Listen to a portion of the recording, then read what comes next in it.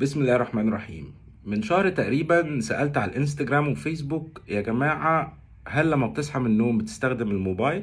400 واحد جاوبوا، منهم 70% قالوا اول ما بنصحى بنمسك الموبايل. دي حاجة اسمها سكرولينج، يعني هو لما بيصحى بيفضل يعمل سكرولينج. في ناس بتقعد ربع ساعة، في ناس بتقعد نص ساعة، في ناس بتقعد ساعة على السرير ماسكة الموبايل. المخ يا جماعة وظيفته ان هو ينتج. الحركة دي انت بتقول لمخك لا انت مش هتنتج حاجة النهاردة، انت هتستهلك. يعني عملت عكس الوظيفة اللي ربنا خلقها. اوكي، ده بيعمل ايه بقى؟ ده بيعمل رد فعل عكسي. لان انت لما بتنزل بقى تبدأ يومك وتروح شغلك مدرستك او جامعتك، ايه اللي بيحصل لك؟ تلاقي نفسك في نص اليوم تعبان، هلكان، حاسس ان انت عايز تنام، حاسس ان انت محتاج حاجة مسكرة، مش عارف تركز. ليه؟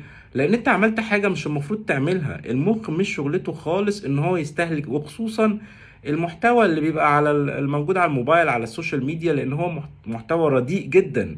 فانت بدل ما تنتج وتبدع، اوكي، انت بتقوله لا خد كل الجنك كونتنت ده. جنك كونتنت يعني محتوى رديء. فخلي بالك من عقلك وانت بتتعامل معاه، حافظ عليه، لان انت كده بتدخله في غفلة ملهاش معنى. فحافظ على مخك اكتر من كده. والسلام عليكم ورحمة الله وبركاته.